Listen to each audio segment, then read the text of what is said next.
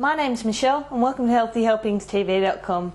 This week, something that was inspired by, well, leftovers from my fridge really. I was searching for something to cook for my lunch the other day and was rummaging through, couldn't find much, but this is what I came up with. It's a perfect Italian dish, doesn't need too many ingredients.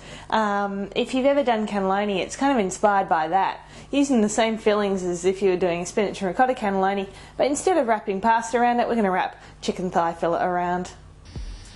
Alright, so let's get started.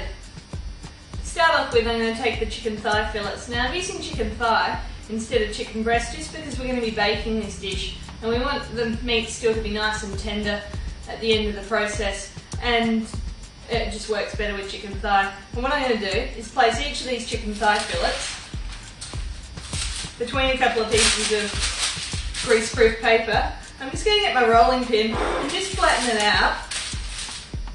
I'm not trying to really make everything thin, I'm just trying to make it kind of an even thickness, if you get what I mean. Okay, so now that we've got the chicken thigh fillet, what we're going to do is stuff this with some quark. Now quark's pretty close to cottage cheese or ricotta cheese, so if you can't find quark, then you could use either of those as a substitute. Quark's really nice though, it's like a smooth version of cottage cheese. It's very high in protein and the one I buy is quite low in fat as well. So if you can get your hands on that, that's fantastic. If you're in Europe it shouldn't be too much of a problem, and it's coming more on the market here in Australia. I heard farmer's cheese is also another good equivalent if you're in the States. So we're going to mix the quark with some chopped up garlic and some baby spinach leaves, and then we're going to wrap that up inside of the thigh fillet and we'll bake that. Okay, so I'm just going to chop some garlic.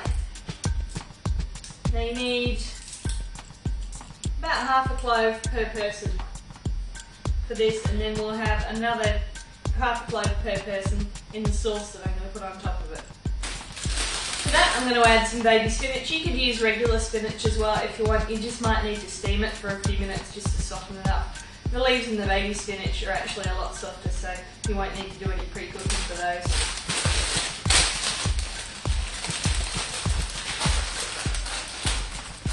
I'm just going to grab a handful of those and just roughly chop them, not too much though, I like it quite chunky. Okay, and what I'm going to do is I'm going to take the garlic and mix it in to the quark. I've got about 3 ounces or 80 grams of quark here, and I'm just going to mix that together. Okay, so I'm going to take my chicken here, and what I'm going to do is just spoon half of that mixture into this chicken thigh fillet. So it's 1.5 ounces of quark per person, and I'm using 150 gram or 8 ounce thigh fillets here. Now I've kind of put the quark just at one end, and what I'm going to do is grab the chicken fillet and just roll it up, and then using a couple of toothpicks I'm just going to secure the end closed.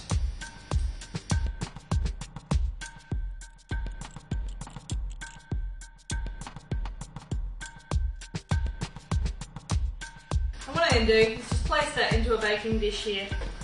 Now I'll do the same for the second one, and then what we're going to do is pop that into an oven preheated to 360 degrees Fahrenheit or 180 degrees Celsius for about 15 minutes. Now onto the sauce. What we're going to do is we're going to chop up another clove of garlic.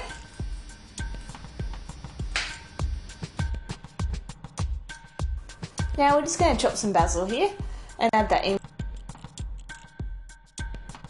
And I'm going to make the sauce simply out of tomato puree. I'm going to use about a cup's worth. Now if you're feeling extra lazy, you could always buy a ready-made pasta sauce. Just be wary though that a lot of them have a lot of extra added sugar and stuff in them. So spend in the extra few minutes to chop up your herbs and garlic. Might actually be saving you a few calories. So what I'm going to do is I'm just going to pour 1 cup of the tomato puree, which is half a can here, and these other 2 ingredients, the garlic and the basil, into a saucepan, and just heat that on a low heat until it's warmed through for about 5 to 10 minutes, just a gentle simmer.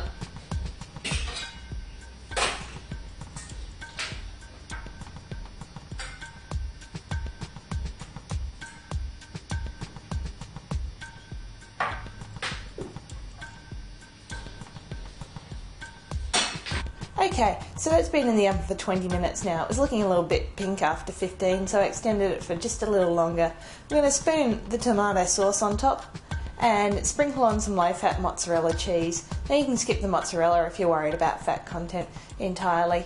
Now that's going to go into the overhead grill or broiler, whatever you call it, and just until it goes nice and golden crispy on top. What we're going to do now is just serve it up onto a plate with a little more of the baby spinach. Drizzle some sauce on top and add just a little bit of basil for some garnish. A delicious and healthy meal that you can throw together any night of the week, and it could still impress your friends if you're serving it up at a dinner party. Packed full of protein too. If you want more information about protein, the most recent Health Hacks podcast, which you can find through GNMHealth.com, has lots of information on protein and how it affects your diet, especially if you're an athlete or weight training. So, thanks for watching. I'll catch you next time. Don't forget you can check out all the recipes on healthyhelpingstv.com. My name's Michelle. I'll catch you next week.